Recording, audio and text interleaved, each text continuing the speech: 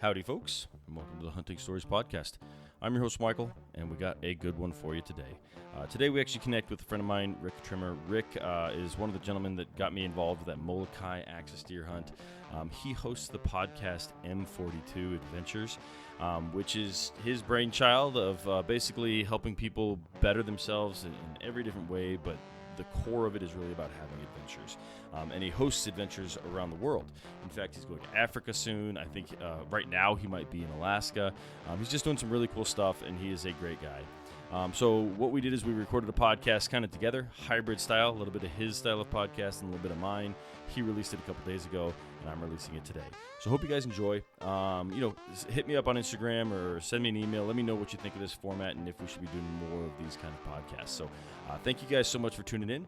Now let's just go ahead and kick this thing off. And hell, let me and Rick tell you some of our stories. Thank you.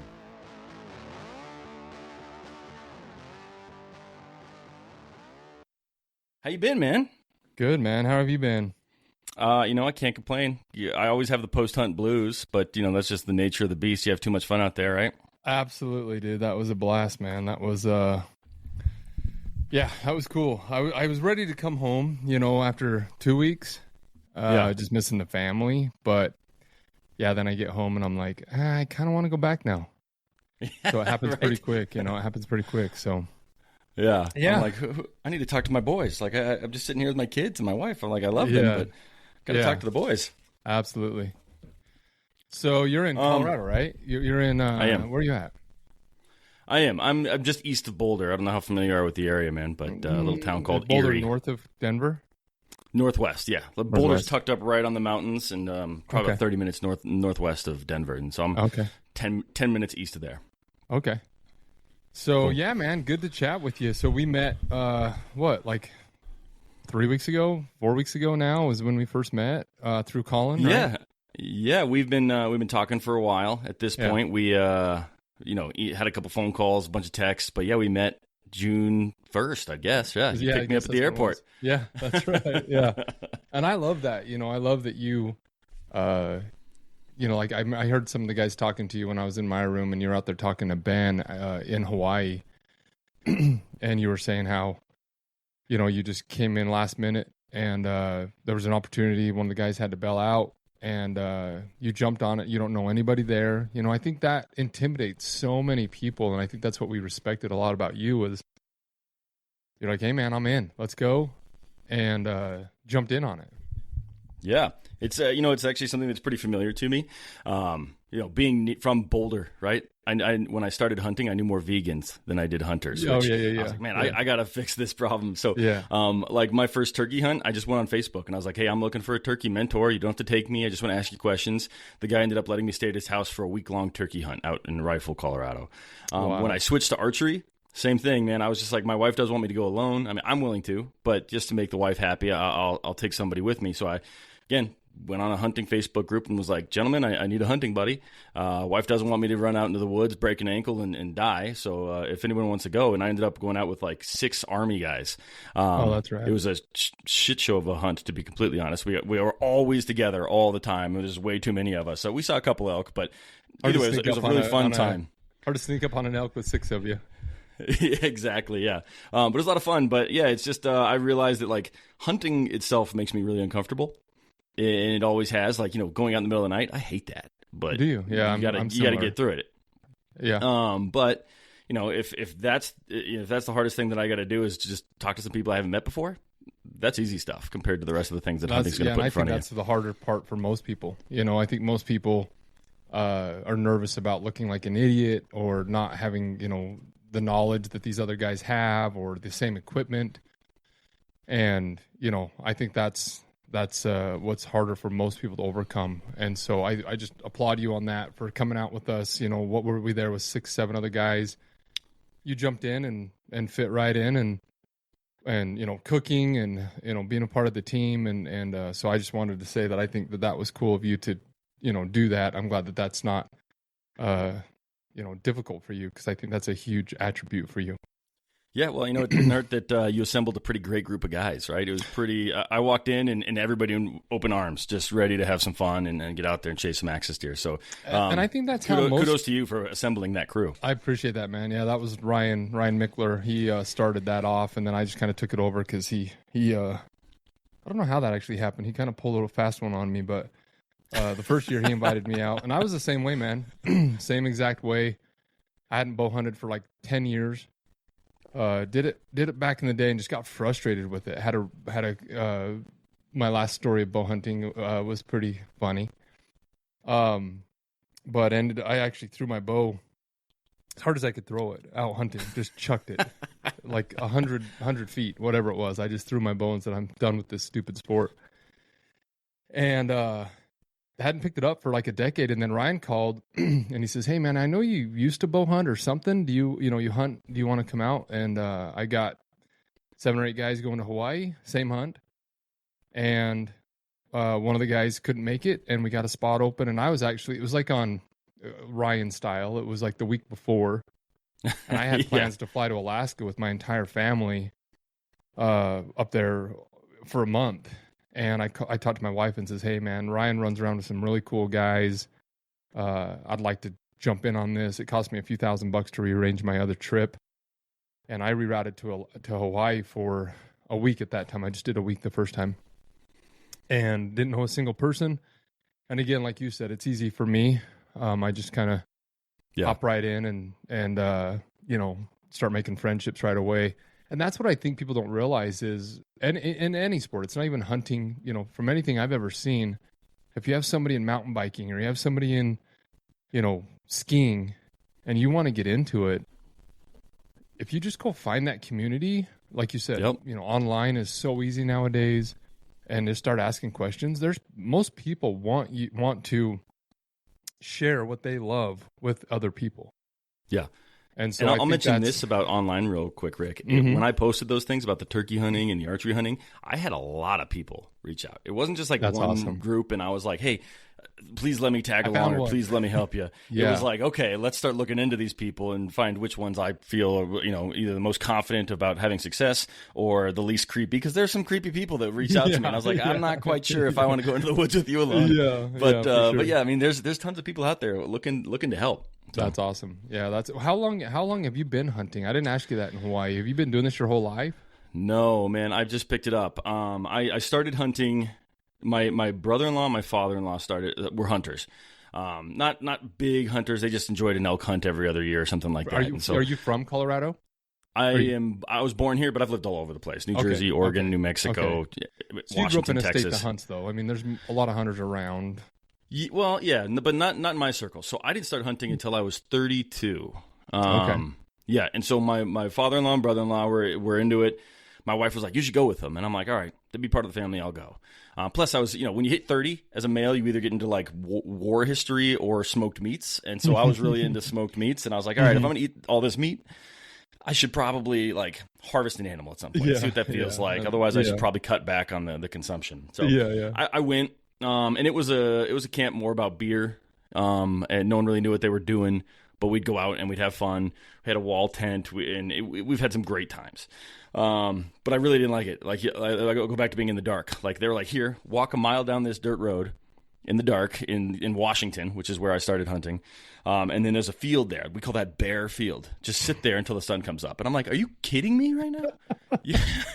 You want me to go sit why is it called Bear Field? They're like, well, there's an apple orchard and there's always bear shit everywhere. And I'm like, I'm out. Alone? Yeah. I'll wait till daylight. And here's actually a funny story. So the very first morning I went with my father-in-law. I'm sitting there in the brush. We go in with red lights. I don't know what I'm doing, but the sun starts to come up, and all of a sudden I hear something moving. And I look to my side where my father-in-law was, because that's where I hear it. He's belly crawling through the grass, just taking photos of me, just commemorating the moment. And I'm like, I don't feel like this is what we should be doing for hunting. But he called himself the Great White Hunter because he's from Canada. And so I was like, if this is what he says we should be doing, then this is what we should be doing. So but yeah, that was about 8-9 years ago. Didn't see success that year. Didn't even. I was like, muzzleloader actually. Okay. Yeah, and that's then what I shot this elk with last year was my muzzleloader. That's a good looking elk, man. Yeah, I had him put the horns into the ceiling because it was too I tall. love it. Yeah, I love it. I shot an Muzzleloader archery elk trap. last year. I'm gonna get that back from my taxidermist within the next awesome. like 3 weeks, so I can't wait. Yeah, I saw the picture. It's amazing. Yeah. But yeah, so did that. My second year, we got into, we actually drew a tag as a group. And so we all had bull tags. So in Washington, we were just hunting spikes initially. But we had bull tags and we got into them. I could tell you the full story if you want, but basically bugling bulls, battling it out, running in front of us, just like chaos, elk everywhere. I was hooked. And I was like, this is my personality now. Like, this is what I'm going to do. Eventually moved back to Colorado. And to get a tag, I had to hunt like late November. And I was like, this sucks. I don't like hunting in late November. Yeah. So I literally picked up a bow just so I could hunt in September, just for weather purposes. Interesting. And completely fell in love with it. So I started doing 3D archery, and I shoot as much as I can. Haven't been recently, but I just love the archery aspect of it and getting out there. Well, and you're good, man. Like I said, you came out to Hawaii and killed a brute first year. You know, everybody was, you know, Ryan's been I think this was his third or fourth year. And hasn't killed a buck, you know. Huh. And it's a hard, you know, you're out there. I mean, it's hard, man. They're wily little buggers, and unless one just makes a mistake and, you know, comes into water or stops for a second in front of you, you know, it's a hard hunt. It's a hard animal to get. It is. When you sent that picture around that morning, we were just so excited, you know. And everybody behind your back was just like, bro, he has no idea how hard that is to do. You know, he's going to come out here and be like, yeah, it's pretty easy. You know, that was kind of easy. It was not easy, man. But it wasn't. Yeah. That first morning, I was like, oh, this is easy because there were deer everywhere, right? That's and the then hard part, yeah. Someone's like, hey, some deer coming your way. And I see them at 80 yards. I'm getting ready to take my shot. And I'm in the pipes, right? So I'm crawling between the pipes to try and get closer to them. I love that you know the names now. When we first pulled up, we're like, should we put them in the hole or should we put them in the pipes or should we put them at the four-way? And you guys are like, dude, this is hilarious. Red light, the wall. And then at the end, you guys are like, I'm going to go sit by the pipes. You go in the hole. And I'm like, it's just funny how after a week you just get because we just made up names, you know. But yep. It's funny when you're like, you sit the pipes. I'm like, well, how am I going to know that I'm in the right spot? And you're like, you'll know. And then we get there and I'm like, oh, there's like 500 metal pipes stacked on top of each other. Pipes in the middle of a field. Yeah, exactly. Yeah.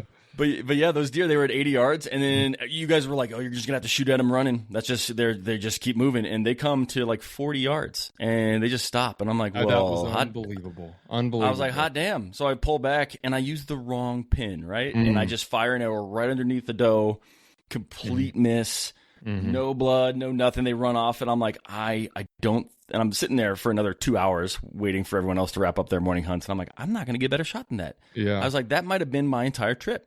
I might have just blown it. That's like if I one. can't shoot one at 40 standing there, then what am I doing here? And I think it was just excitement. You know, I've been elk hunting for years. I've shot one arrow. Yeah. And to like the first 15 minutes of my first hunt in Molokai, I'm flinging an arrow. I was like, oh God, that's it. I just lost my one opportunity. But fortunately, I had plenty more. I think 20 I minutes lost. Later, another group. I comes lost in. 10 arrows. Yeah. Yeah. It's unbelievable. You know, and that's what we tell people. We had Kip there. You know, Kip Sorensen for his first ever hunt. Seth Studley, his second ever hunt, which he came last year for his first hunt. And that's what's beautiful about that hunt is you can go out there in a week and, you know, get just, you know, years of experience. You know, people don't realize, people who have never bow hunted, they don't understand what it takes to get, you know, 30 to 50 yards from an animal that is trying to survive, especially in Hawaii where you have hundreds of them in a group. You know, 20 to 40 to, you know. A lot of eyes. I've seen a couple hundred at a time. A lot of eyes and ears that are trying to just survive, and they're so jumpy. You know, these things have been around tigers, you know, so their genetics are just, you know, predisposed to just be, you know, on edge. Yep. And people don't understand, you know, they I think they have a concept, but until you're out there, and like you said, you know, my wife, I actually sent her a video when I was there of a couple does and fawns that were drinking out of a water hole, and I said, hey, you know, look at this. We were on FaceTime, and I said, look at these deer right here. And she says, why aren't you shooting, you know? And I'm like, they got fawns, you know, I've got a few does down, I don't want to shoot one with a fawn. And she says, could you shoot those? And I says, no, I couldn't right now, they're already in here, you know, I couldn't draw. And she didn't understand what that meant. She's like, what do you mean? You just shoot them, you know? And I'm like, no, you have to get your arm, you have to put an arrow on, and you have to go like this. And that movement, they're like, and they're gone, you know? Yep. And people don't understand all these different little things that can happen. Your arrow bounces on your rest.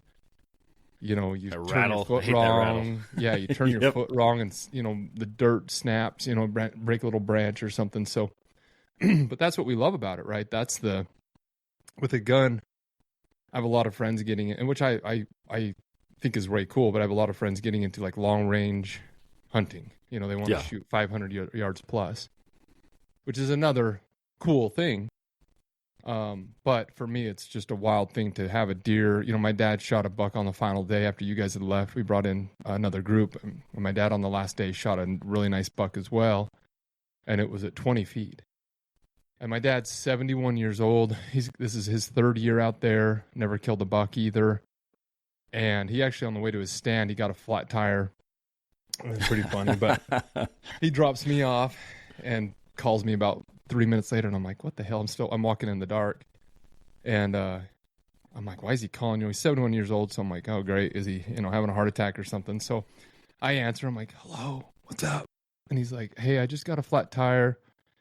I don't know what I hit, but I'm going to park it right here and walk down to my stand. And his stands are like a mile away. So anyway, he goes down there, kills a buck, texts me, says, I got one. I says, holy cow, it was a brute, big old wide one. And I says, I'll head your way. I'll go grab the truck. So I walk over to the truck, and there's a huge root ball, you know, just a big old chunk of log. And he's like, I don't know what I hit. And I'm like, maybe the tree, you know? And I says, how do you know how you hit it? Like, how did you even... It's off the road. And he says, oh, I saw some eyes in the headlights and thought I'd try to turn and see what they were, and ran over the stump. But anyway. Okay, that makes a little bit of sense. Yeah. I was over there, changing the tire about 45 minutes after I'd text him. And he says, hey, do you need help? And I says, no, I'm good. And he says, okay, because I'm still sitting here in the stand just shaking like a leaf from the adrenaline dump, you know? Yeah. And that's the kind of, you know, when you take an animal's life at 20 feet away, it's so intimate. It's just a different thing. Yeah. You know, you watch it die, you know, and so it's a pretty crazy experience. And you know, I enjoy it. I love bringing home. We brought home 7 coolers of meat. Wow. The second group. So the first group got, what did we get? Like 6 deer? 8 deer, I think, total. Was it 8? Yeah. And the second group we got 17. Whew. Okay, we got some work to do next year. Yeah, it was crazy, man. The other group that we come with, they're just old school cowboys, man, and they just, you know, I got I don't even remember now. You got 2 with us. 2 with you, and then 1 with them. Okay. So they got 16. So they're animals, man. But anyway, you even killed one that didn't even have a wound on it, and we were like, how the hell is this deer dead? Yeah. We ended up finding it where I hit it in the head. Yeah. It must have, you know, that's the hard part that people don't even realize is not only like getting the shot and, you know, getting the right pin, like you said, getting the right pin, getting the yardage, getting everything set up, and then you shoot, and these deer jump. It's insane.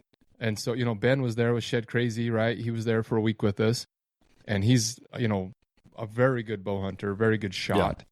Yeah. And he shot a couple times at the water hole that one night and says they were perfect shots. It just jumped the string. And you actually sent, I loved it, your picture of the deer. Wasn't that you who sent the, was that you? That was me. Yeah, I was frustrated. That. I love that. I was like, dude, that is awesome. You took a picture of where your arrow was and then drew a deer where it was, and that's the truth, you know. It's like, and you can see my lighted knock right where the vitals of the little stick figure deer you drew. And I set my blind just laughing, you know, because that was such a good way to put it, because it is that way. We shoot and we're like, I want it to go right there, and then it goes there, but the deer spins or jumps or ducks. In that, it's unbelievable. I mean, how fast is that arrow going? It's crazy. One really cool thing about this hunt for me was just the reps, and then being able to say, what did I do wrong? And then getting the opportunity to try and fix that mistake, like, immediately. Yep. So, like, my first shot when I missed, I knew I used the wrong pin. I was like, I'm not going to do that again if I get another opportunity, although I didn't think I was going to. And then you guys put me at the broken pipe, and that's the one that I sent you, and I was at 60 yards. And I mean, it felt like the best arrow I've ever released. I was like, there it is. Those deer were hanging out at 80 yards. They came into 60, and I know I'm proficient at 60, and I let it rip. Perfect break. Arrow's going exactly where I wanted to, and it felt like that deer had enough time to walk up to me, smack me across the face, and then leave. And then my arrow just hit the dirt, and I was like, what the hell just happened? And so I was like, okay, one adjustment I made is I have that bow hitch on my bow, which is an amazing product, but I didn't have a screwdriver to tighten it down. So my bow was noisier than normal. So I could hear the rattle, and I'm like, maybe it's the rattle. So I popped the bow hitch off. I was like, I feel bad because I love that thing and I love not carrying my bow. But if it rattles and maybe it makes it a little bit quieter, maybe it'll get me there. And then also I was like, I'm not going to take another 60-yard shot. I was like, my bow's not fast enough. These things are too quick. I have to get within like sub 40. And that's what I moved to. And all of a sudden I started shooting deer. So it was fun to be able to make those adjustments. It is. And I think, like you said, I go to Minnesota every year for a whitetail hunt, and I get, 1 or 2 shots if I'm lucky. And you just don't get those chances to adjust. And, people, I hear people all the time say, well, I hunt, I go shoot, targets and stuff like that. And so I'm ready for different situations. I've shot while I'm kneeling, I shoot while I'm sitting, and it's like, no, that's not the same as hunting. Cause you're sitting in this blind, and usually you're hunting with the wind. So you got 180 degrees of wind coming good in your way. If they're behind you, they're not going to come in cause your wind's blowing into them. Yeah. But you got 180 degree, half radius, or is it a radius, of area to watch. And that thing can come in anywhere. It's not like a target where you're like, it's right there, I'm going to sit down and shoot it, which is, again, good to practice. But, you saw the pictures that we sent. We're shooting, the blinds in front of us. Ryan shot literally the blind, Yeah, he shot the log that was part of the blind. Yep. And then my dad came, because that's my dad's blind, right? Quote unquote. And I showed him the picture and says, look what Ryan did. 3 days ago, he shot your blind. And then we sat down, or he goes into the blind, and the opening morning, and I go pick him up, and I says, how did it go? And he says, you're not going to believe it. And I says, what's up? And he says, I shot the blind. You put it in his head. A buck came in at 10 feet. No way. 10 feet away. He says it was 10 feet away. And he says, I knew, trying to thread it through the hole, I knew that was going to be an issue. You'd showed me the picture of Ryan. He's sitting that a lot of times too. And he says, I looked at it, and he says, where its vitals were, he says, I just couldn't get high enough, to get the shot. Yeah. And he just nicked. And that's the other thing too, is you don't have to peg the wood, he just nicked it. Just his broadhead clipped it, and it just went up and hit it in the horn. And he says it ran off like shaking its head. Says it ran off, says it hit it right in the top of the horn, and it literally ran off just shaking its head like, what in the hell just happened? Like knocked it, dizzy or something. And yeah, he says, I just sat there, and my arrow, gone, and this deer's walking off shaking its head. And he thought, yeah, that's about right. So that's too funny, man. I've had multiple people on my podcast, which for the people from listening from Rick's side of the house here is about telling hunting stories, but they're rifle hunters, and they shot at deer, and the deer drops, and they're like, sweet, got him. They walk over, they can't find a bullet wound. They grab the deer, they drag it in. They realize later when that deer wakes up, they shot it in the antler and knocked the deer unconscious, which is absolutely crazy. But I had one guy tell a story where he was he put it in the back of his station wagon before the deer woke up, and then just destroyed his car. So they're opening all the doors, trying to get the deer out of the car. Just crazy stuff. So I heard I've never heard anyone do it with an arrow, though. Yeah. My uncles have told me they found elk and deer with broadheads embedded in their, in their horn. Yeah. And they kill it later with a gun. So, bow hunters will shoot at it. It'll hit the velvet, stick into the actual antler. A couple months later, the gun hunt happens, and they'll find that broadhead embedded in their horn. But yeah, my grandpa told me of a guy back in the day, and you never know if it's all true, but he swears it is. But a guy shot a deer, same thing, big old buck. And back then, they used to put the gun in the antler and sit down. You told me this story, but yeah, keep going. So yeah, they shoot it, hit it in the horn. Didn't really check it. Sit down, put the gun in the horn, sitting there holding it for a photo, and it jumped up and ran away with his gun. Or so he said. So he says.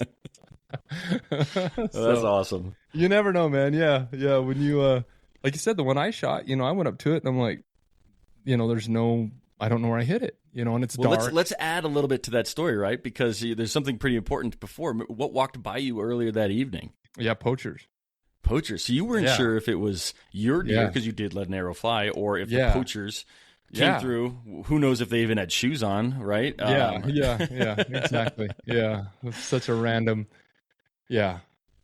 So it's I was sitting there hunkered down, and they walked 20, which was kind of scary. 3 dudes with guns with bandanas over their face, that should not be doing what they're doing. Right. And so I'm hunkered down, and they go walking by, and I'm like, oh man, this, ruined my sit. They're going to go hunting around me with guns.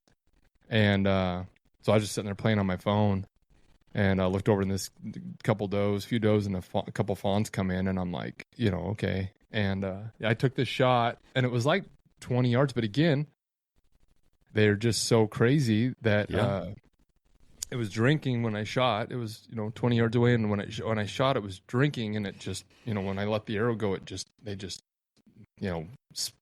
crash. And I didn't think I hit it. I just was positive. I thought it went to the side of it, and I was actually walking over, which this is a good lesson for me and everybody listening, to always check and find your arrow, and make sure you look even when you're positive you missed, because I was positive I missed. And I walked over to see where I was going to sit the next morning, because it was the night hunt. And I was walking over to see where I should, hunker down for it in the morning, and walked over there. And I don't even know how I saw it. I didn't have a flashlight on. It was just faded light, really faded. Yeah. And I could see the glow of something. And I'm like, that looks like the white of its legs. These axis deer. There's one behind me on my wall that I shot there in Hawaii. But down their legs, it gets white. And I thought, and so I grabbed a flashlight and flicked it on, because it was about 15, 20 feet down a hill, and there's a deer. And so I go walking down there, and I'm like, holy shit, did I get this? Like, no way. And I walk down there, and there's no hole in it. There's a little bit of blood on its cheek and no hole. And I'm like, pushing on it and squishing it. And I'm like, it's fresh, like it just died. And couldn't figure it out. And so I'm like, well, maybe the poachers shot it. I thought that, maybe they shot it. Yeah. Because out there they shoot them in the head, right? They don't want to ruin the meat. And so I was like, well, I'm taking it. I don't care who shot it. So I hurried and loaded it up.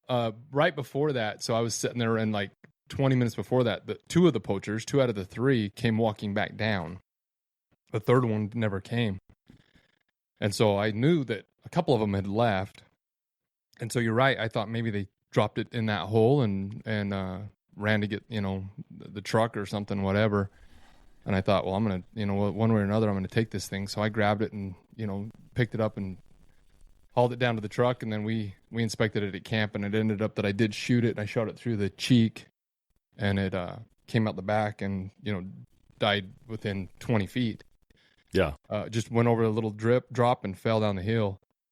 That's crazy. And then we found my arrow. That's the thing that confirmed it. Was Ben found my arrow the next day and says it was for sure you. And but yeah, just a crazy, like you said, your what is it? Official Hunting Stories? Is that the name of your podcast? It's just Hunting Stories Podcast. Nothing special. Yeah. So that's, man, I love it, because everybody asks, why do you love hunting so much? And I really love the meat. We've been eating axis deer for the last week. We just had it for dinner last night. Nice. It's just so good. So I love that part of it. And then I love the stories. That's why I do it. I go out there. I always tell people, if I was in Hawaii for 2 weeks alone by myself, I wouldn't do it. Yeah. I go there to be with like-minded men and women, people. And you look at it, we were there 7 days, and all of the little, me drinking milk, right? That's the funny one, Yes, the barefoot poachers, the pipe, right? We know the pipe story. Or when I called in a buck and I was begging someone to let me have another buck tag. Yeah, exactly. Yeah, it's like there's that's what it's about, all the little stories, and that's what makes it so much fun. And so I love that that's what you based your podcast on, and obviously I didn't realize you've only been doing this 8 years. Is that what you said? Yeah, only maybe 9 at this point. I think this will be my 9th season. Look how much it's grabbed you. Look at how it's like you said, it's become your life, and me too. I got out of it for 10 years. And now most of my adventures, I do a lot of travel with my family, just, sightseeing and traveling. But beyond that, it's mostly hunting trips. I'm going to Alaska in a week with 9 other men, for an adventure. I go to Africa, in 3 weeks or 5 weeks. Hopefully we're going odd hunting here in the next couple months too. I would love that. Yeah, I would love that. That for me, that's what is, it's just kind of become my, and it's again, not the kill, that's very little of it. It's having a reason to go with 9 guys to Alaska and have all the fun and laughs and everything, all the in between, that's the fun for me. Disconnecting. It feels very much like human nature, right? Just sit around with people doing something really hard, feeding your family and just sharing stories. Like that's like how all life started, right? Was just doing those things. Absolutely. You get exercise. I walked in the 2 weeks I was in Hawaii. Well, my watch said it's probably a little bit off, but it said I walked 78 miles. That's pretty good in 2 weeks. I went to that trough that you set at a lot. The next week, nobody really wanted to go over there, and so I walked to that morning and night. Like it's a bit of a walk. Yeah, I think it was like 3.5 miles or something round trip, something like that. Yeah. Easy walk, not hard, but it's a lot harder when you have your deer on your back like you did. No, that's Kip, right? He threw his whole. Well, you had your meat in your pack though. That was There's a big difference between a deer on your shoulders for a 2-mile hike and a deer in a backpack strapped tight to your back. So it was tough. Mine was a lot weighed more than his because it was a buck versus his little doe. But man, when I saw Kip with that lactate, it was like his left side was covered in blood and his right side was covered in milk. And I was like, good on you, man. Your first ever kill. Congratulations. Glad it's not me. Because that deer was just smacking him and he was covered. He was looking pretty beat up when he got back. Yeah, that's a far walk with that much weight on your shoulders, but yeah, it's, you get exercise, you make friendships, you make memories. Yep. You get to meet the culture, the people and, be a part of their culture and their ways and try their food. And I had the second week we had some cowboys out there, just some good old boys. And they'd never tried pokey ever. They didn't even know what it was. Yeah. And so I took, there was 4. This year was their first time? Because they'd been out there before, right? And they didn't have any other. They wouldn't even try it. No, wouldn't even try it. And finally, I says, listen, I sit down and I'm like, listen, life's about experiences and trying stuff. And you don't have to love it and like it, but I'm like, try it. Just try it. Yeah. And it was funny because I got the pokey nachos with the, what's the spicy mayo. Yep. And 2 of them ended up buying one and sharing it, and they ate the whole plate. And the other 2 younger guys tried mine and had 3 or 4 bites, and they're like, it's good. It is good. Yeah. And I know it's hard to get over that mental aspect of, raw fish. I was the same way when I first tried it. But, that's what's cool is you take these young guys that are from Utah in a small town of like, a couple hundred people is where they're from. Yeah. A tiny town. And maybe 1,000 people. And they tried something, that they've never experienced. And that to me is what the trip is about, Mm-hmm. And so I love it, man. I love it. It's that's the fun of it. So yeah, I agree 100% about their working hard and having great stories. And thanks for having me, man. It was my 40th birthday party. And for literally a year, I'd been calling people trying to figure out how to make it happen. And they were like, well, it's not a great time to hunt because my birthday's actually in April. But when I got invited to this, I was like, I can party a little bit later. I don't need to go on my birthday. And so it was exactly what I've wanted to do for years. And it just sort of fell into my lap. So thanks for having me. But it's funny how that is, the guy who canceled on my trip, his name's Sam. And I always hunt with him in Minnesota every fall. And he just couldn't make that one trip and had to bail out, 4 years ago. And I jumped in on it. And same thing, that's what I always tell people. Like if you can do it, if there's a way to, figure it out, say yes. Yeah. You'll never regret it. You'll never remember the couple grand that it cost, but you'll remember the trip forever, Yeah. And that's what I just tell people. It's like, man, just figure it out. I have a lot of people saying next year, 2 years, 3 years. And you hope, but what do they say? Tell God, if you want to make God laugh, tell him your plans. One of my favorite quotes, and it's like, you're not necessarily in control of this thing. So take the opportunity when you have it. And man, I'm glad you came. So yeah.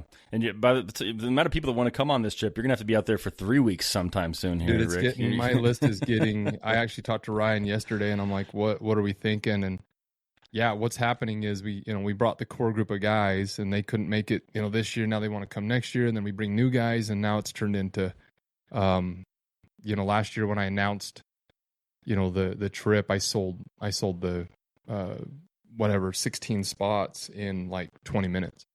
Yeah.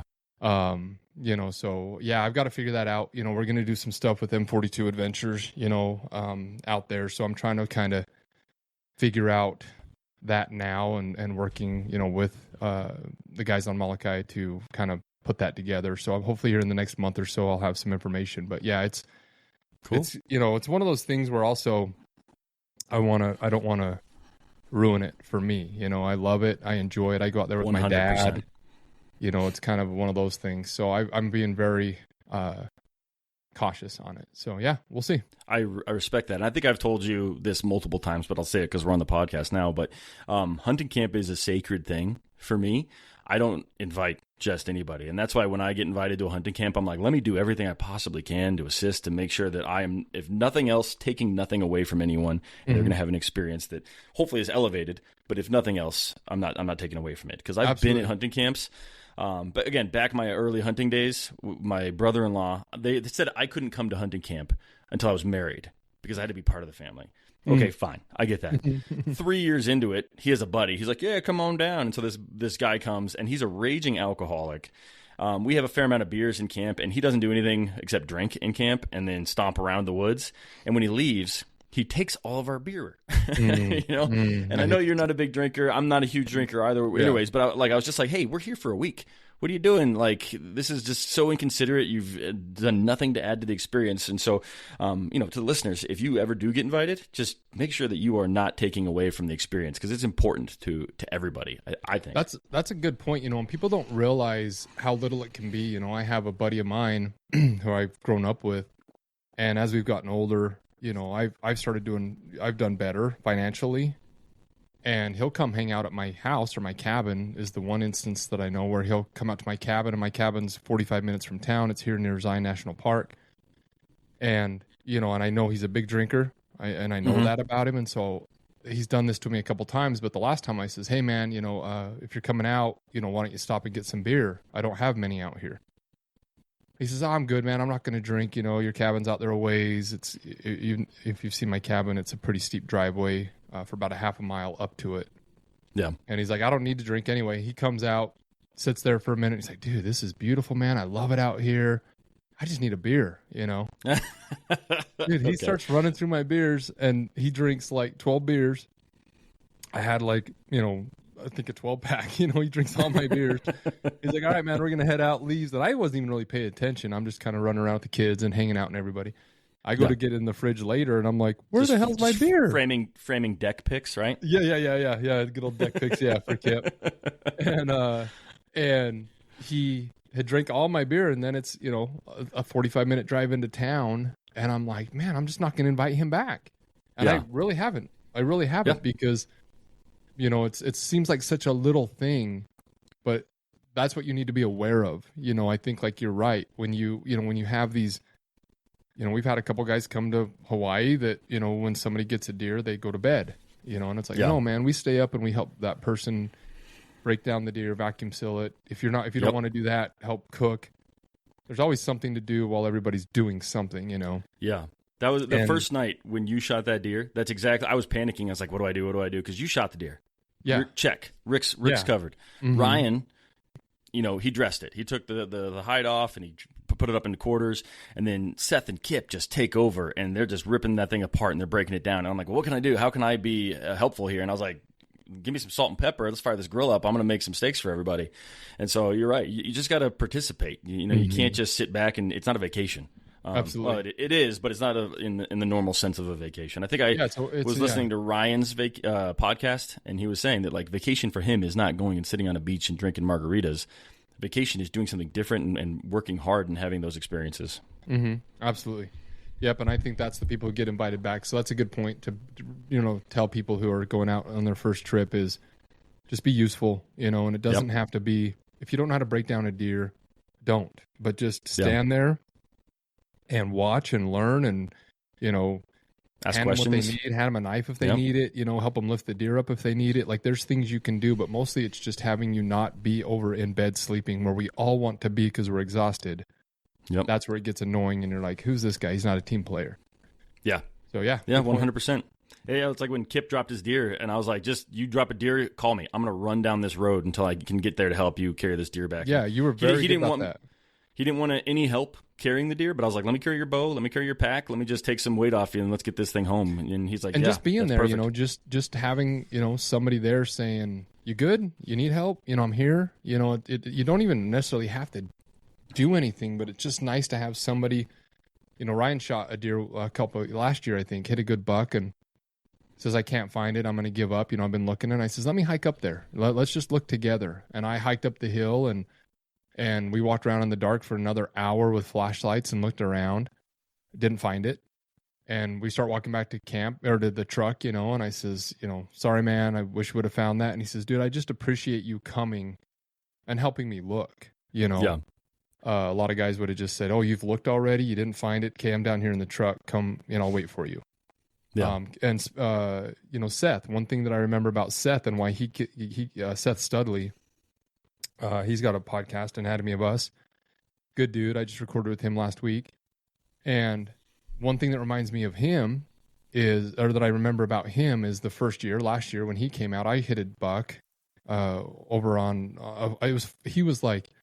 he sent me his pin and I sent him my pin. He was the closest person to me, but he was like a mile away. Yeah. And I'm like, dude, don't come over here, man. I'm like, and I thought I hit it good. I thought I was going to recover it. I ended up not recovering it. It went onto private property and I went as far as they would let me go onto the private property to look for it. But he walked clear over there up the wall. It was up on top of the wall. So he hiked the wall, which and over the top. It's called the wall. Yeah, it's the reason it's called a wall. It's just straight up and down. And I'll never forget that. Like when I look at Seth, I'm like, no matter what, our differences are or whatever, I know that he is a good person with a good heart that wants to be helpful. And that to 100%. Me is the kind of person that I want there. And in all, every aspect of my life, we have those friends that take, it's like, I don't need you in my life. I want the ones who I'll fill your cup and you fill mine. And that's once you get older, you start realizing that's where you want to put your energy. So that's exactly right. That's who we bring to camp. Yeah, 100%. And it's in life and hunting. Like a lot of before I started hunting, I have a lot of friends from that area of my life, but all they want to do is go to the bars and do those kind of things. And I'm like, I'd rather go camping with my family. I'd rather do these things. So it's just about finding the right people to be around. And I think through hunting, I found a lot of really good people. And I think it's the work ethic that comes with hunters. They're just willing to do things that suck. We kind of love it. So, yeah, I think if you have that mindset of, you want to go out there and do hard things and be self-sufficient, it's hard. Like you saw, you went out there, shot a big old buck, a mile and a half from camp, and you broke it down by yourself. First time you ever broke it down, loaded it into your pack. And the reason I think yours was very difficult as well is because you shot it in the morning, so you had to hike it back in the middle of the hot sun. Yeah.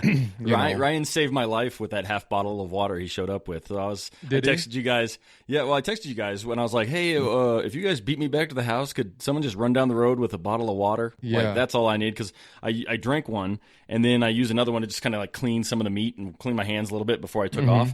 So I just was out when I started my hike home. And so him meeting me about halfway with that water, I didn't need him to carry my bow or the deer or anything. I just needed to quench the thirst. So he saved my life right there. So yeah, and again, you asked, you said I need this, and we figured out how to get it to you, and vice versa. I know you did the same. After you'd killed your deer, you worked hard to try to get Seth a deer, and some things like that. So yeah, that's what we want, man. That's what we're looking for, and we're very specific on, this Alaska, experience that we have. I sold it out in 45 minutes. We have a, fishing boat up there. We're taking some friends up there and going to go fishing and fish the rivers. That's awesome. and do some float planes and stuff like that. And it was just something that, that's what we're looking for, is just people who are going to come and be a part of the team and work with us, not against us. So that's what it's about, man. Yeah, absolutely. That and some great stories, in my opinion. So I'm going to pivot us a little bit, Rick. I want you to tell the story of your leg injury in Molokai. I want you to tell that story, because that story cracks me up. So, and it's not, I know we're both releasing this podcast, so I want to make sure we get some good stories in for my listeners, and I'm sure your listeners will appreciate it too, because it's a good one. Yeah. So that was, I'm trying to think. Okay, so I think that was my first year. I'm trying to think. Yeah, it was. So first year I went out. So I think I've been there 4 years. So 4 years ago, Ryan calls up, says, come out. Again, I'm not, I've been out of shape. I wasn't training. I wasn't, not that Molokai is the hardest thing, but, I'm 40 years old, and just, he called me off the couch, called me out of retirement. Right. I had my bow that I actually shot. I was going to take it this year, but my bow is a 2007 Bowtech. And so I went and got it out of my case, and took it down to the guy, had him put a new string on it, bought some arrows, and headed off to Hawaii. And we'd been out there. The one good thing that you guys have is when we first went out, there was no information. We stayed in a Connex. I told you that, literally a shipping container. No power. There was no power. We all brought like battery chargers for our phones and stuff. Yeah, I remember you saying one day you just spent the entire day sitting in the truck for the air conditioning because it was so hot. Literally, yeah. We'd go out, 5 of us. I believe that. We'd sit in the car with the AC running for hours during the middle of the day, just because it was so hot. And we'd shower outside with a garden hose. I mean, it was very, very rustic, which, I loved. I stayed in it 17 days the second year, and that was tough. Whew.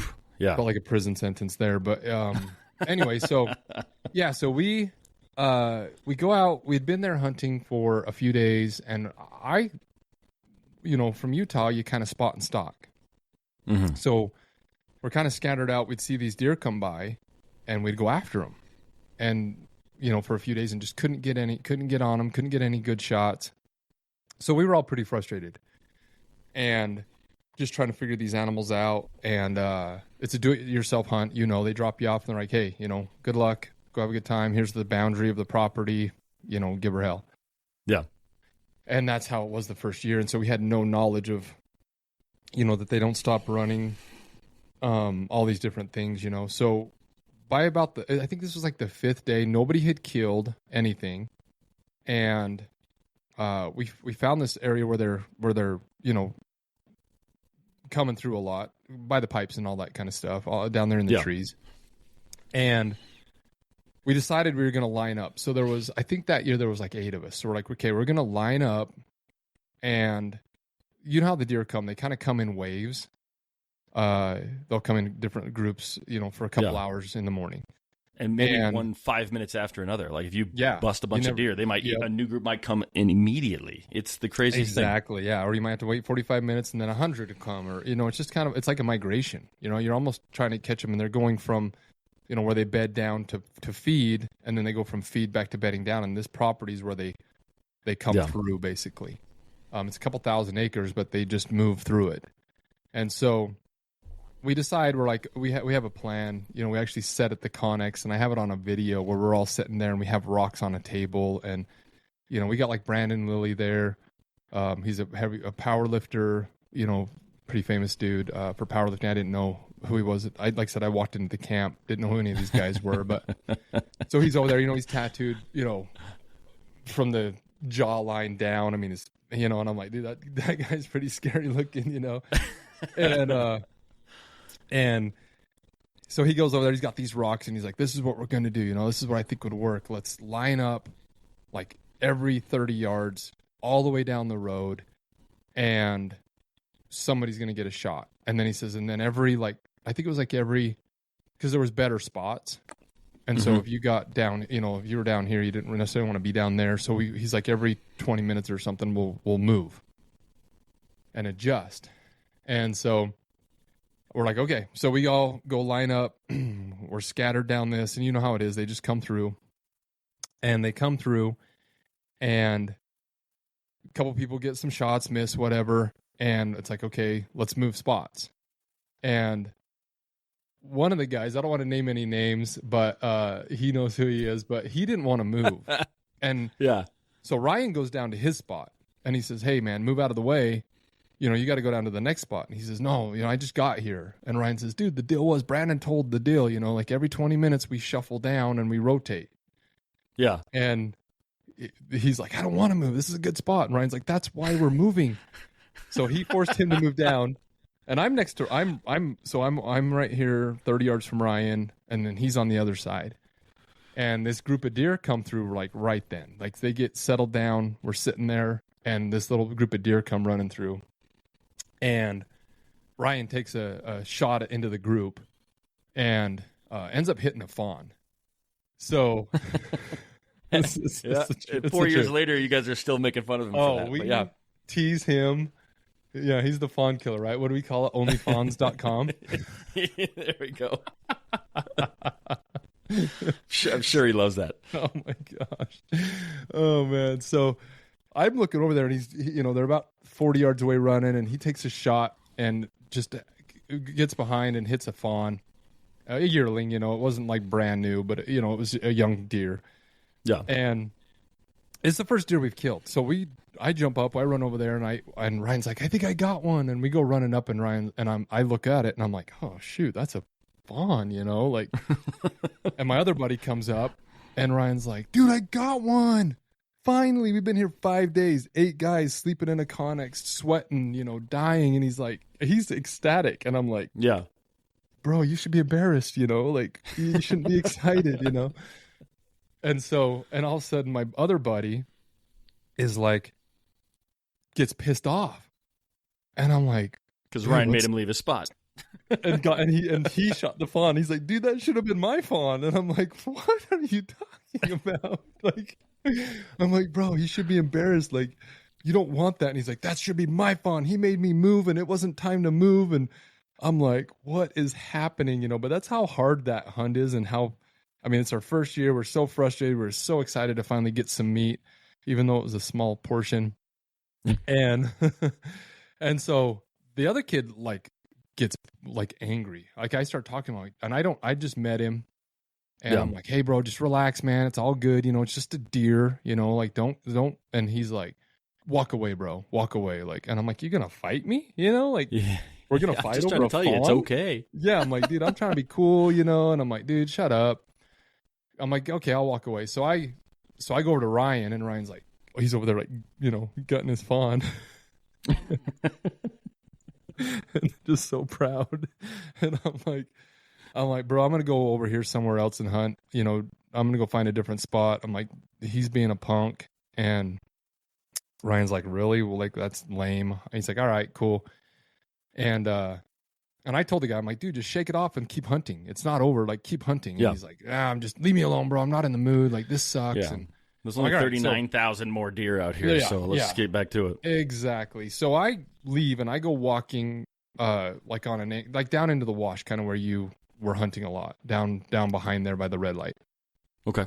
And I get down in there, and I'm sneaking along, and I see this buck coming all alone, just kind of trotting along, and I'm like, oh my gosh. And it's coming down this way, and I'm trying to cut it off.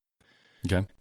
And so I'm sneaking as fast as you can sneak, and it's just kind of, it's alone. especially as a 6'5", 6'6" guy. Yeah, exactly. Only sneak so exactly, slow, so fast. It's pretty awkward. So I'm trying to get over to where I think this thing's going to go, because I see it a long ways off. It's, 500 yards away, kind of coming down over the hill. And I'm like, it's alone, which helps a ton. There's not a ton of eyes and ears. I can at least watch it and see what it's looking at. And if it's looking my way, I stop. So anyway, I get over there. It's about a 55-yard shot. I'm like, hey, this is the best I'm going to get. It's still kind of walking. And I take a shot. And I hit it a little bit back. Not bad, but a little bit back. But I'm like, okay, it's gonna die. It's a good shot. And again, this is after I hadn't been hunting for 12 years, just picked up a bow, and it starts kind of, you hit them and they kind of, it's gonna die, and it's walking like it's gonna die. Yeah. And but it turns and starts walking kind of on an angle away from me, and I'm like, I'm gonna catch up to it and shoot it again. So this is where everything kind of went wrong. This is my favorite part.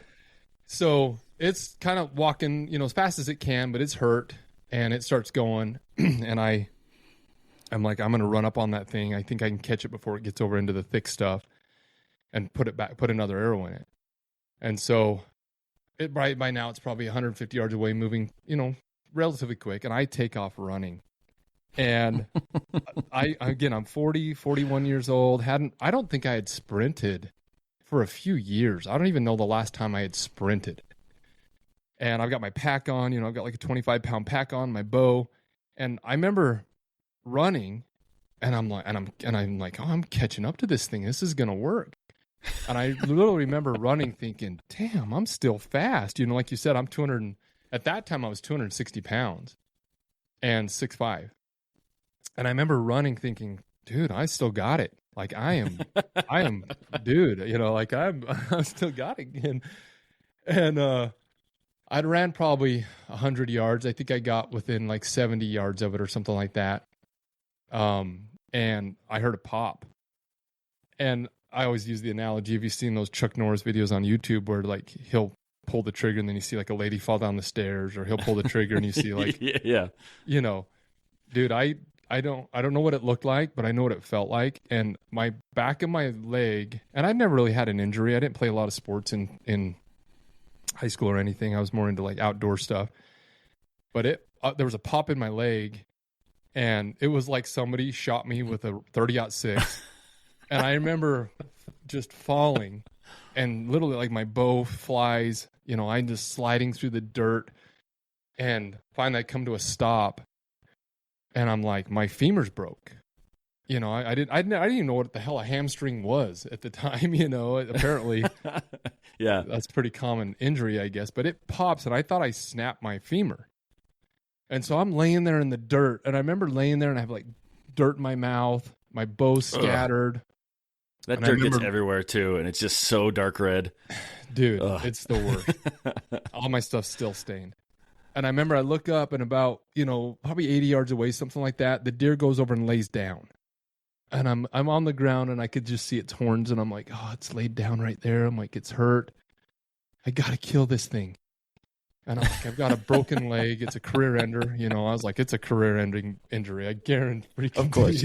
Yeah. And so I'm gathering, I crawl over and I get my bow, and I'm like on the verge of tears. I'm scared. I really am scared. I'm like, I don't know. I thought I broke my leg from running, and I'm like, this is not good. So I'm trying to gather myself, and I'm like, oh my gosh, this is not good. I'm out here in the middle of nowhere. Nobody knows where I'm at. I gotta start figuring this out. And I look over to my right, and I see Ryan Mickler sneaking along. And I'm like, what the hell? And he's kind of crouched down, you get in that little crouch, and he's looking straight ahead, and he's got an arrow knocked, and he's just sneaking along. And he's about probably 20 yards from me. He didn't see me. Yeah. And he's sneaking along, and I'm like, Ryan. And he's like, and I'm all, just looking around. Oh my God, yeah, no idea. He's just like, and I'm all, Ryan. And he's like, Rick, what are you doing? And I'm like, bro, I'm hurt. I'm hurt bad. I'm like, bro, I broke my femur. And he's like, what? Are you kidding me? How? I'm like, running. And he's like, where were you running? And I'm like, I was trying to catch up to a deer. And he's like, there's one right up here, buck. And again, he's coming off the high of killing this fawn, So yeah, he still has the fawn on his back, right? He's still the fawn's in a Ziploc. Fawn's in a Ziploc in his pack, He kind of quartered it, So, So he's got this buck in his sights, and I'm like, and I says, this is where the communication went wrong. I says, I know, I just shot it, and he didn't hear that part. Yeah. So he says, there's a buck up here, and I says, I know, I just shot it. I says, I need help, and he says, wait here, I'm gonna go shoot this deer, and I'm like, okay, and I at least thought he's gonna go up there and put it out of its misery, right? Like finish it off.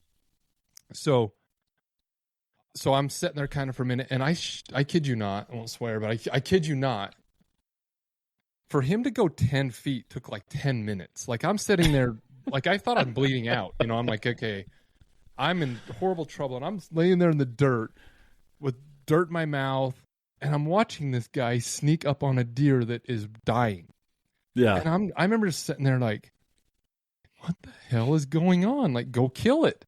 And he's like, one step, you know, and he's looking around and he's thinking he's sneaking up on a buck that is healthy. Yeah. And so he's thinking that he's just like, you know, the man. And I remember laying there in the dirt and I'm like, okay, I'm going to be dead by the time Ryan Mickler gets up and kills this deer. So I start crawling over to Ryan and I'm like my legs, you know, you'd have thought that I was a paraplegic. Literally, I'm dragging my lower half behind me, just, you know, dead weight. And I'm moving my bow and then I'd crawl and then I move my bow. Your bow. Yeah, you never know. And I catch up to him. I'm crawling and I catch up to Ryan. And I get about 5 yards from him and I'm like, kill it. And he's like, shut up, Rick. And I'm like, kill the deer, Ryan. I'm injured. I'm dying, bro. And he's like, shh.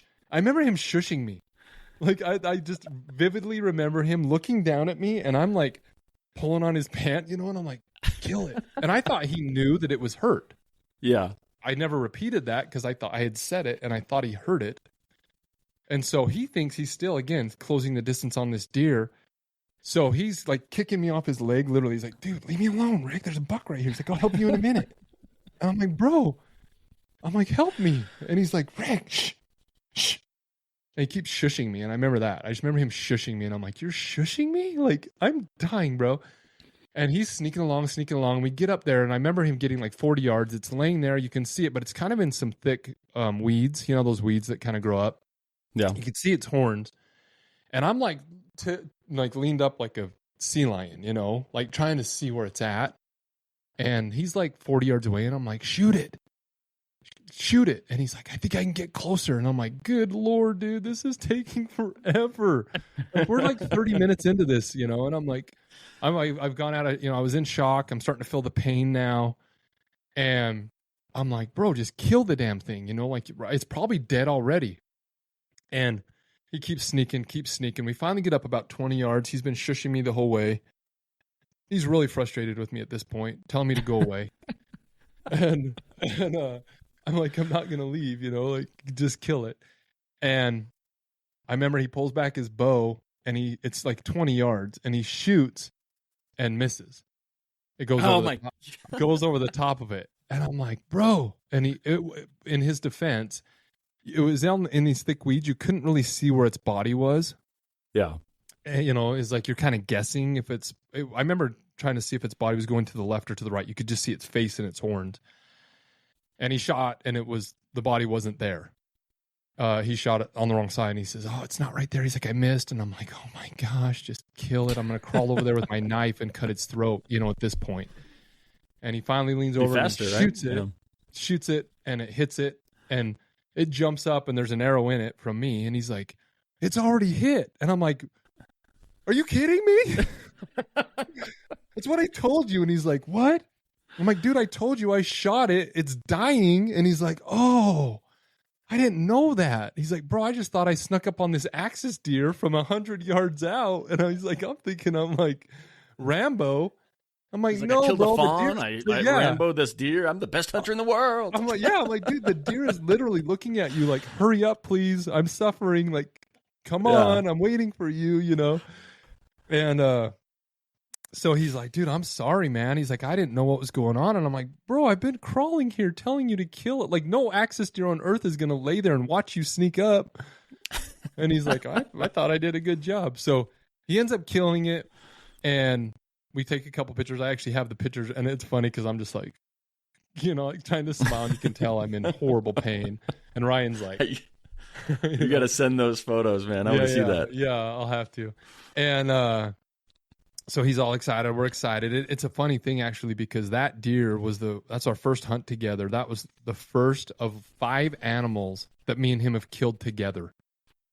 Really? 5 animals. Yeah. I have 4 other stories that are crazy, that are him and me, where I'll shoot a deer and it'll come over to him and he'll end up killing it anyway. It ended up being 5 animals in like 5 hunts. I mean, the one this year, remember, that he almost got, that he couldn't get drawn back on.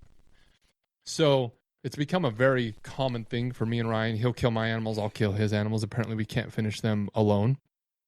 But that sounds like a good hunting buddy, right? Yeah. Getting the job done together. Yeah. So I'm laying there and I'm like, Ryan, I'm hurt, dude. I think my femur's broken. And I says, I need help. And he says, okay, let me go get help. It's the night hunt. So it just had barely started getting dark. About 30 minutes of light left. He's like, I'll run and get help. And I'm like, don't leave me, bro. Like, don't leave me. He's like, I remember him like kicking me off. Like, dude, I'll be back. I'm not going to leave you. And I'm like, all right. So he takes off and I'm laying out there again. Hawaii, there's no predators. Yeah. There's the chupacabra, we think, which we've seen a few times, where, see these little eyes that follow you, and we don't know what it is necessarily. Yeah, Ryan says it's a cat, but I think it's a chupacabra.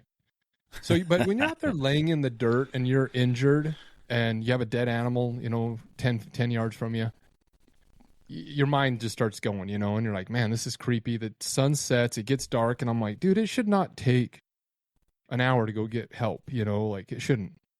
Yeah. So I'm thinking, oh, Ryan forgot about me or something, and so I'm laying out there, and it's pitch black now, I'm laying out in this field, and I can see like the little light glow of headlights kind of hitting the trees, and I'm like, oh, here comes help, here they come. And I'm like, they're not going to find me. So I remember grabbing a Luminoc and popping it. And I'm over there just waving it, waving my Luminoc, like, here I am, like a flare, Yeah. And I remember they couldn't get all the way up to me. They got about 100 yards from me, and they just couldn't come any further because of the terrain. And I remember the truck stops, and the dust kind of goes around it. And again, I'm tipped up, waving my little knock, looking, trying to see. And I see the dust kind of come around the front of the headlights. And I see this giant of a man walk out of the headlights through the cloud of dust, and I'm like, hello? And it's Brandon Lilly, and he's all, yeah, Rick? And I'm like, over here, Brandon. And he's like, I'm coming, Rick. And what a beautiful moment. Oh, dude, I just remember, like, I literally had like tears in my eyes, like, I'm like, oh, it's safe, everything's gonna be fine, here comes Brandon. He comes over, and I'm like, Brandon, I can't walk, bro. I'm injured horribly. It's a bad injury. It's my leg. And he's written books and stuff. I mean, he's been in this world forever. And he like grabs my leg and he's like, where does it hurt? What happened? And he's like, that's a stage 2, hamstring pull or something. I'm like, he's like, in 2 weeks, you'll be good to go. And I'm like, are you sure? And he's like, yeah. And I'm like, all right. So he picks me up. My dude, I can't walk. I'm freaking hurt. I can't move. And so he picks me up like you carry your wife, over the threshold. Yeah, it takes a big man to pick up someone yours or my size. His neck, and I'm just like, I was so scared, Brandon. I'm like, Ryan wasn't doing anything to help. He shushed me like 17 times. I'm like, I've been out here and I'm just like spilling my guts to him. Like, it was so scary. I know there's no predators, but I still was scared. And Brandon's like, it's all right, Rick. I got you. Oh, man. And he carries me up to the truck. And I get up to the truck, and all I hear is laughing, like hysterical laughing. And I'm like, what's going on? And they're like, oh, my hell, Rick, you little pansy.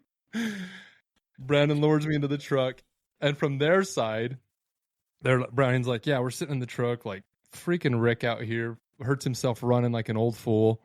They're like, we send Brandon out to go grab him, and we look, and through their cloud of dust, they see Brandon come carrying me in their war arms. movie. Yeah, they're like, your head's like buried in his neck, and you're just like, I have like mud dried tears down my face apparently because I had been crying. I'm not gonna lie, so I had been crying at a few different points, and the red dirt had stuck to my tears. So that I come out of the cloud, and Brandon's carrying me like this macho man, and I'm just like bearing my soul to him. That's so great. So yeah, that's the other side of it. But yeah, man, that just a funny story. It ended up, like I said, I got home a couple weeks later. It was the hamstring. It's still actually, I still can feel that injury years later. That's, I think, what's funny when you get 40. It's not bad, but I don't just take off sprinting anymore, things like that. But yeah, man, just a funny, and we talk about it all the time. We always tell about it, and you heard it, up in Hawaii, and just funny, man. That's such a great story, man. I love it. Since you told me that the first time, I've just found myself like sitting there thinking about it and laughing on my own, because I'm like, God, I can't. Like, you're such a big guy to see you just get carried out of the Hawaiian bush just by Brandon Lilly. Just such a funny image. Yeah, man. You do a great job, like making it easy to picture. yeah. I remember it very well, man. It was very traumatizing at the time. We ended up getting the buck. First deer I ever killed out there. It wasn't a monster, but it's a trophy for me for sure, And again, Absolutely. like I said, it's the story that goes with it. But yeah, man, I'll never forget that. And that's for me what hunting is about. Those moments. This was a guy that I had met. I remember picking him up at the airport. They're like, "Hey, will you go get Brandon at the airport?" And I'm like, "How will I know who he is?" And they're like, "Oh, you'll know."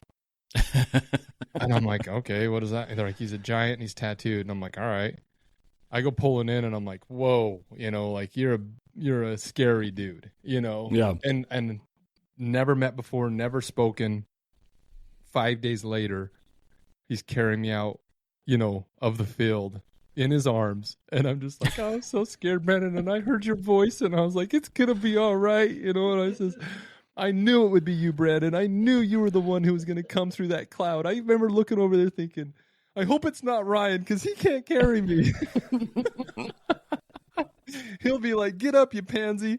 You can walk." And I'll be like, "I can't, Ryan." And he'll shush me. And I says, I was so glad when it was you who walked through that cloud, because I knew you would be compassionate and you would carry me. And he's like, "I got you, Rick." He's a man of few words, man. But he's that's too good, man. He's a good dude. But yeah, it was funny, man. That's good. I'll share a story. Mine's not nearly as good as yours, but it's one that makes me laugh every time. And people who've heard my podcast before have probably heard me tell this a couple times. But it was actually my first archery kill, and it was in Texas. So I have a buddy, and he's like, "Yeah, I work on this property. There's turkeys all over it. We're allowed to hunt it. No one hunts turkeys. Everybody just hunts deer." And I'm like, "Well, let's go out there." I was like, "I got some decoys, a little blind. Like, let's go." He brings his shotgun, and I bring my bow. But I should have known the day was going to be weird when it started. Because remember, this is where he works. So he calls me at like 4 a.m. as I'm sitting at the gate waiting to get into the property. And he's like, "Bro, where are you?" And I'm like, "Oh, well, I'm at the address you gave me." He's like, "I'm lost." I'm like, "What do you mean you're lost? You work here. Like this, this is where you go every day. Like, how are you lost?" Yeah. He's like, "I don't know, man." And what's funny is the pin he sent me was the wrong way. But he also gave me the address. So he gave me the wrong place, and he maybe went to his own pin. I don't know what he did. But either way, we get there. He opens the gate. We go inside. And I've never heard anything like this. There's turkeys everywhere, just gobbling in every single direction on every tree. And I'm like, "Oh, man, it's going to be a good day." So there's one feeder. Again, it's not really a hunting property. It's like it's a construction property, and they're basically on the river, so that's where all the turkeys are. So we go to the one spot. I set up my little blind, which is basically like a 8-foot by 2-foot piece of cloth with like 3 poles. So just sort of putting it in front of us. And this is the very beginning of COVID too. So we don't know what we don't know. So I'm like, "All right, you sit 6 feet over that way, I guess." I don't know. We're outside. Who cares? Neither one of you turkey hunted? No, we hadn't. Well, actually, that's awesome. not true. I had killed a turkey in Colorado with my shotgun. Mm-hmm. So I set up some decoys. Yeah. Yeah, and that was it. So just this is my second turkey hunt, but he's thinking I'm some kind of expert, right? Yeah. So I put up some decoys, and we sit there, and just nothing happens, and we sit there for hours, and I'm like, "What the hell? Like, I've never been around more birds in my life. Like, how did not one bird come into this?" And so we're like, "All right, let's walk the property. Like, this is dumb. We're running out of time. Let's just go walk around." So we're walking around a little bit, and then we end up getting back to the trucks, and this truck pulls in with some workers. Some Mexican gentlemen, and they're like, "Yeah, there's some turkeys back there." And we're like, "No, that's our decoys." And they're like, "No, there's a turkey there." And we're like, "There's a turkey there?" run around the corner so we could see probably 400 yards to the decoys, and there is a tom strutting right in the middle of our decoys. And I'm like, well, what are the odds of that? And I'm like, you guys just drove right by and he didn't move? He's like, yeah, we just drove right by. He didn't care. And I'm like, all right. So I go to my buddy. I'm like, here's the plan. We're going to drive right by. I'm going to sit in the back of your truck. And when we get there, stop, and I'll let her rip. And we'll drop this turkey. It'll be great. And he's like, okay, got it. So he gets in the car. I get in the back. We start driving. We're right about there. We're coming up right to the turkey, and I'm getting ready to pull back. And we drive right past the turkey. And we just keep going. And I'm like, where the hell are we going? I'm like, what's happening? And so he pulls around, and there's this like berm that we were using as like a backdrop for us. And he pulls right around to the back side of it. And I'm like, what did you do that for? Like, this is the only place I can't shoot that turkey from. And he's like, oh, whatever. So the turkey jumps this little barbed wire fence and runs into this woods. And when that happens, those 3 Mexican guys come flying in on their truck. And one of them drives off. 3 of them jump out, and they run into the woods after the turkey. And I'm like, what is going on here? Like, what is happening? And I'm like, all right, well, I guess let's follow these guys and go get that turkey. So we go into the woods. We never see one of them again. Like, they just disappear. I don't know if like the truck drove to the other side of the property. They just ran through and jumped in, but we didn't ask them to do that. They just ran into the woods. So we go into the woods. And we're like, well, this is dumb. This is like, we see some deer in there, but we don't see any turkeys. I'm got my slate calls, pick, pick, pick, pick, trying to get something, but nothing's happening. I'm like, all right, well, let's go back to the decoys, sit down and talk about what's going on here. So we sit down. Let's see where we went wrong. Yeah, and I'm like, all right, man, well, I have to go. I was like, and he's like, well, I have to work because it's still early, right? And he's like, but can I keep this stuff and I'll hunt this evening? And I'm like, yeah, of course. I was like, before I go, I always like to throw out a call. And this has actually worked twice for me. Like, I'm quitting. I'm going to throw one call out, see what happens. And so throw out a little slate call. And basically where we're parked over at the main construction site, a big old tom comes tumbling down the road. And I'm like, well, holy, like 300 yards out. And I'm just calling, and I'm calling. And so I'm like, all right. I give the slate call to my buddy. I just can't mouth call. I don't know why I can't. I just can't do it. So I'm like, here, you do this. I was like, when I draw back, be ready to use your shotgun, because I was like, I don't know if I'm gonna hit it. If I miss, shoot it with a shotgun, right? Yeah. So like, let's take this bird Back down. each other up. Yeah. Exactly. So I call it in to 20 yards. It's right at this decoy. It gets its head behind like one of the railings of the feeder. So I'm like, all right, I think I got this. So I pull back, and my arrow unknocks itself. So it's hanging there, and then my arrow is pointed straight up, and so I'm full draw, and I'm looking at my buddy, and I shoot lefty, so he's behind me, and I'm just like, psst. Put my arrow on. I'm like, oh man. He's like, what? I'm like, my arrow's unknocked. So he belly crawls behind my little thing over to me, grabs my arrow, puts it on my string. That's awesome. And then he looks at the turkey, but he never lets go of my arrow. And I'm like, let go. Like, you let go of my arrow. And he's like, oh yeah. So he let go of the arrow. I let her rip. And not a good shot, but the turkey, when it heard the noise, head went up, body went down, and snipped its head. Just like took the head clean off. Oh, so perfect. Super clean kill. Bird went down, and I was like, "Holy crap, what a day!" Like I just got, and it was it was the biggest turkey I've ever shot. Huge bird. It was a ton of fun. And then again, with just a little ending to the story, when he went out, he took all my gear. He did something that I don't even know if you can do anywhere else, but he killed 3 turkeys with 2 shots. And they were all toms, but legal. But like in Texas, you get like 5 turkey tags or something like that when you buy a 2 license. for 1. So yeah, there were 3 birds in there, and he killed 2 of them, and the third one didn't run away. So he shot again and killed 3 turkeys in like 5 seconds. Oh my gosh! So it was just a crazy day, man. Dude, and it's just one of those hunts. Insane. My first ever archery kill, and like literally from him getting lost going to work to like the truck full of Mexicans disappearing into the woods, my arrow not being on the knock. It's just like. Everything went wrong, and awesome. Somehow it still worked out. That's funny that I've had that happen a ton of times where your arrow pops off the string, and it's like to have him there and have him reach around and clip it back on. Like, that's so funny that you would think to do that, and not let down, it's like, hey, just pin it back on. I didn't think of anything else. I didn't think about putting it down, but and what's the fact that he didn't let go of the arrow. I'm always like, what were you thinking, man? I'll break your finger. Good job. Yeah. I had a buddy of mine one time. I was helping him. I was out shooting a target, like again 15 years ago at my business, and my buddy Cody McCann comes over and he says, "Hey, can I try shooting that bow? I've never shot a bow before, And I'm like, "Yeah, sure. If you've never done it, let's let you shoot an arrow." And he grabs it and he pulls it and he puts the string behind his head and is looking down the arrow. And the string is right down the back of his head. And I says, "Cody, stop. Yep. Don't let go." And he's like, "What?" And I'm like, "Don't." He's like, "How do I aim?" And I'm like, "Stop. Don't let go. Hold on." And I go over there and I grab the bow with full draw. And I'm like, "Pull your head out." He pulls his head out and I like let it down. And I'm like, "Okay, we need to go over the basics."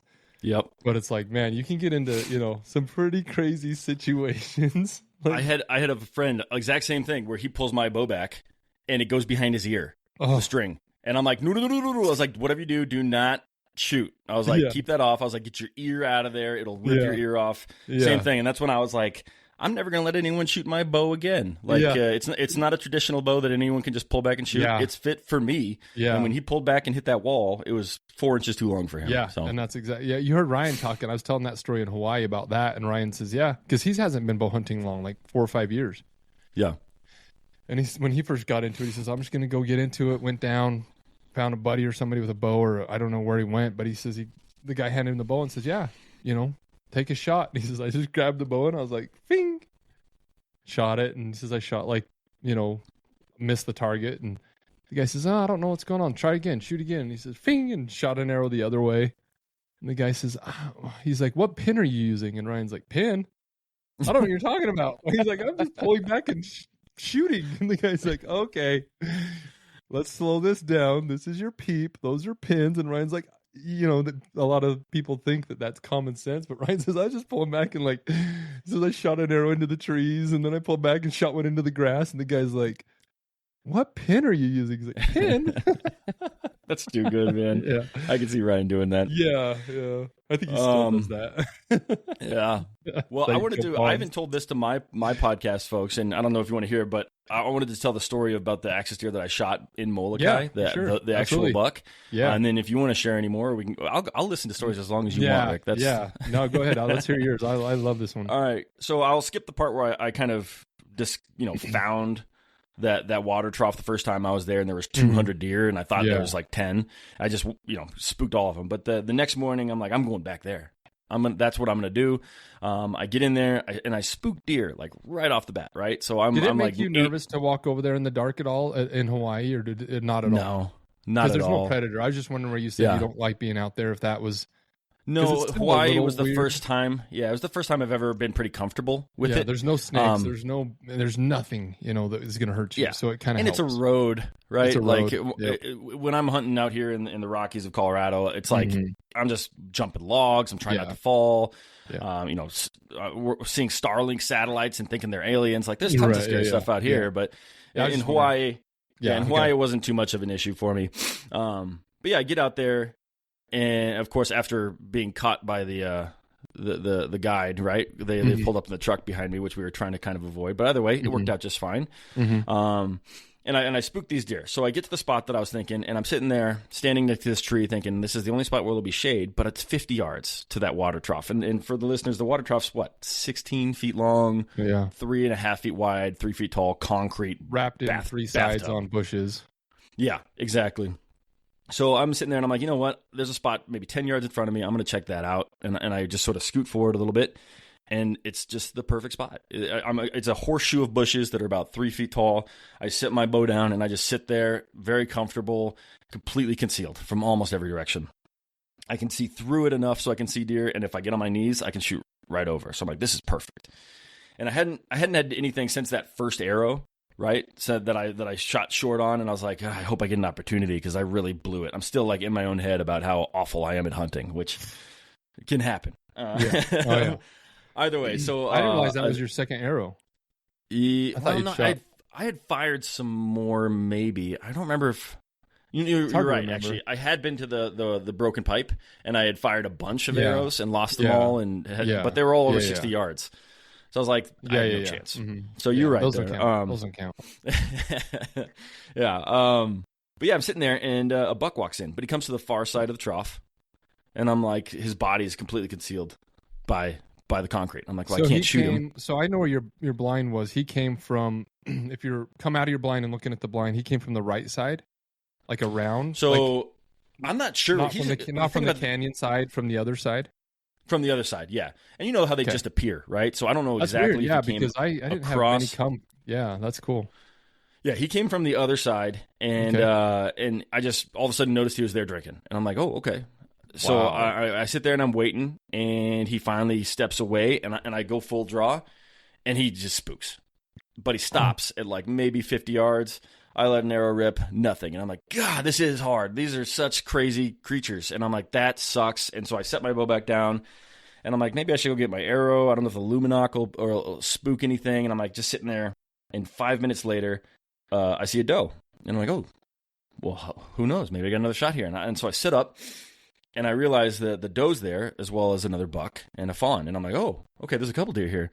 This buck is kind of playing around, but he ends up drinking on the other side of the trough. So now I can see his body. He's quartering away, and he's just head down. And I'm like, well, this is actually not the other side of the trough. He's at the front of the trough. So he's quartering away. Yeah, right, yeah. Yeah, same thing. Shot. But I'm like, this is great. And his head's in the trough. So I just get up.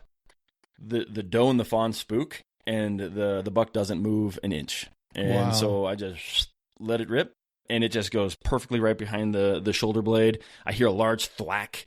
I'm like, I don't know if that was the shoulder blade on the opposite side. I don't know if that was the concrete. Yeah, the trough or what it was, but I'm like, I did it. I hit an animal with my bow. Like, this is so exciting. He didn't even take a step. He didn't run over here and slap me like the last couple did. Right. So he runs off. I see the arrow flopping around inside of him, and I see it shoot up. It goes 20 feet in the air and then lands. And I'm like, yes. And that's when I text you guys, and I'm like, guys, I hit one. Like, I hit a buck. And everyone's like, woohoo. I'm like, this is the best day ever. And I'm like, okay, well, I'm going to give it 30 minutes before I go. I know I hit him really clean. About 25 minutes, I'm like, nope, I'm giving him 25 minutes. So I start walking. I'm like, what I'm going to do is I'm going to go look for the multiple arrows that I've lost in this area, because the day before I had thrown a couple. And so I'm like, just get out of my spot, cross that little dirt road, go into that little open field, and I'm walking to where I shot my arrow earlier, and there's another buck. But like, you know that brush is like 4 feet tall, right? That's about how tall these deer are. So all I see is antlers, and I hear that, the loud bark, and he just starts hopping like a mule deer out of there and just going crazy. And I'm like, oh man. And he was just as good as my buck, if not bigger. And I'm like, holy crap, maybe I shouldn't be doing this. Let's just start looking for my arrow. Like, not these other arrows. Let's just find the one that I know should have blood on it. And I can't find it, like, to save my life. And I'm like, I don't see any blood. I don't see my arrow. Like, that doesn't make any sense. The end of my arrow is glowing. Like, what's going on here? Yeah. And I'm texting you, and you're like, oh, they don't bleed much, man. They don't bleed much. Don't, and I'm like, man, they don't. Shit. And I was like, did I hit his front shoulder blade? Now I'm starting, the doubts in my head. And I'm like, I screwed this up. Now I've injured this beautiful, beautiful buck. And eventually I finally found it. I like walk to where I know he ran off to, and then I look back, and I finally see a little bit of red light. And so I go and I find my arrow, and there's blood on the fletchings, but not a lot. And I'm like, oh no, like maybe it didn't penetrate at all. I pick the arrow up and I turn it over, and the backside's covered in blood. And I'm like, okay, all right, we're in business. And everything there is green and red. Everything is green and red. So hard, yeah. And so I'm just looking at where I found the arrow, and I'm like, let me find a drop of blood. I know he ran this direction, so I find a drop. And then I point myself where he ran, and I find another drop. And I just slowly, we're talking pinpoint drops of blood. Nothing big. I read an article that said that they think because they're dehydrated, it's always, they just don't have a lot of blood in them. Like they get over here in the States where they have access to a lot more water, but they just don't bleed, man. Yeah, it was crazy. I mean, we're talking tiny drop. I'm seeing a little bit on a branch here, a little bit there. And I'm like, well, I know he ran this way. I was like, I have to assume he stayed on this game trail until I can't find any blood, and then I'll figure it out. So I just track him. He made it 50 yards. So I was shot with a sever, which has a 2-inch cut radius. So He made it almost nowhere at all. And he just plopped right over. And I've never been more happy in my life. Isn't that the best feeling when you look and you're like, it's just an unbelievable feeling to walk up on an animal like that. I know what you feel, and it's just amazing. Especially a buck like that. That thing was a monster. And especially after if the doubt has time to creep in, if you have that doubt and then you do find it, oh my God. Yep. But here's what's crazy. So I take a couple of photos. I prop my phone up on my bow and take the photos that I can and some videos, and I'm texting you guys and getting all the congratulations, cheers back, text messages, and I'm on cloud nine. And you know me, I'm a big fan of instrumental music. All weekend I was putting my phone on for instrumental Hawaiian music, so I'm just like, I'm going to process this deer. I don't care what else comes in. So I just put on my instrumental Hawaiian music. I'm on the top of the mountain. I could see the ocean in every direction. Yeah. And I'm just sitting there and I start processing the deer. And I'm not kidding you. Every 10 minutes, I stand up just to stretch, get my back stretched out. And there's more deer at the damn feeder 50 yards away. And I'm like, this is the craziest thing I've ever done in my life. Yeah. But I get that thing processed. And at this point, it's 8 a.m., I think. And I start the hike back. And I'm like, oh, I ran out of water. And it was hot. It was real hot. And I texted you guys, please, someone run down the road with a bottle of water. And Ryan Mickler did just that. He met me about halfway. And, man, it was a hunt of a lifetime, man. Yeah, I can't thank you enough for letting me come along because it was a ton of fun. And eventually I'll get that deer measured and we'll figure out how big he was. But he was pretty big. Did anyone the next week get one bigger? I don't know, honestly. I mean, we didn't have a way to measure them. And so I don't know what anybody's. My dad's was I think we were measuring with fingers, just kind of doing the whole, but yeah. I don't know exactly anybody's measurements. So let me know what yours is and then I'll find out what theirs all are and we'll see. But they were all very similar. I think yours was heavier. My dad's was wider than all the ones I've ever seen, and his top points were really long. They have like I said, they got one over there, those little points, right? Yeah. There. So yeah, but they were, I would have shot any one of them, in a heartbeat, wouldn't even have hesitated. So they were all beautiful, beautiful bucks. Absolutely, man. It was fun. I got into all sorts of bucks that entire trip. I even called that one in, which was unexpected. I got to 10 feet.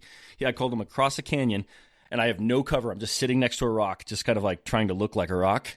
And he just walked right up to me, and he didn't win me. He just didn't like the look of me as a rock. Apparently, he didn't have a very good impression. Right.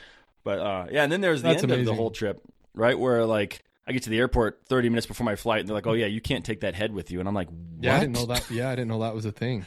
Yeah. So that was stressful, trying to find someone to come pick up, because you guys had already left, and you were on some hike. You're like, we'll be back in a couple hours. We got your message. We all got back into town, and it's like, bing, bing, bing, bing, bing, and we're like, oh, we got to go to the airport. Oh, wait, no, we don't. Oh, wait, yes, we do. Wait, oh, yeah. And we're all reading it together, and I'm like... Oh, Koo has it, and it's funny because Ryan's like, did you just get a text from Michael? And I'm like, yeah, something's coming in. And then we're reading through it and it's 8 texts and it's like, hey, I can't take it. Come get it. Wait a minute. Yeah. Koo's getting it, and I'm like, oh. So, yeah, I'm glad it worked out. It was stressful, but it was fun. It was like being a celebrity there with that head. Everyone that's native to the island was like, bruh. Oh, that's cool. A hell of a deer, brah. And everybody wanted to hear the story. Yeah, you tell me you got it with a bow. We run into a lot of people on the island, and they're like, "Oh, you're hunting?" We're like, "Yeah." And they're like, "Oh, good for you." And we're like, "Yeah, do you have any?" We're like, "Yeah, we've shot 5, 6 today, this so far." And they're like, "Oh, that's good," And we're like, "Yeah, it's with bows." And they're like, "Whoa!" Every time. Yeah. They're like, "That is." There, I had the fishing game guy. Were you there when we were talking to the fishing game guy? Yeah. He's actually the person that put me on that trough. He was like, "That's where you go. That's where they're going to be." Yeah. And so that's why I was like, "I'll check it out." Yeah. And so he says, people who come with guns or sportsmen, those who come with bows are hunters. He says that's the true hunter. Yep. So yeah, man, that's like I said, hopefully it's not a once in a lifetime. I hear people say that, and I know what it means, that it's just that high of a memory and that big of a deal, and I understand that, but hopefully, I always tell people, it's my 4th year on a trip of a lifetime, yeah, and hopefully we keep doing it, and so I'll let you know when we start planning that and what that's going to look like, and see if you want to come back. Yeah, man, I would love to. I just got to convince the wife. That's all there is to it. That's the hard part. Yeah.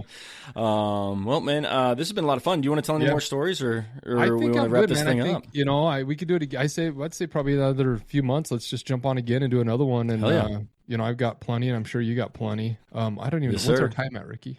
Yeah, sounds good, brother. Well, thanks for having me on. It was a lot of fun. All right, guys, that's it. Another couple stories in the books, maybe some that you've heard before, but definitely one that you haven't, which is Rick's hamstring story in Molokai. That is one of my favorite stories I've ever heard. I've now heard it a few times, and I literally am crying, and my face hurts after every time I hear it. Rick's a great storyteller, and it's an amazing story. So, Rick, thank you so much for sharing your time with us, coming on my podcast, letting me be on your podcast. I really do appreciate it. And I'm sure we'll have Rick back on in the future. He actually told me a couple other stories in camp that we didn't get to today. So at least one where he ties himself to someone else through his shoelaces. So really good stuff. But guys, make sure you give M42 a follow. The links to everything are going to be in the show notes. Please do give him a follow. And really, if you get the opportunity, try and join for one of his adventures. I've spent a week with the guy in Molokai, and he knows how to throw a party. That's what I'll say. Beyond that, if you guys have any stories, make sure you hit me up. I'd love to hear them. And make sure you give us a follow or a review on wherever you're listening to us right now, guys. Thank you very much. Now get out there and make some stories of your own.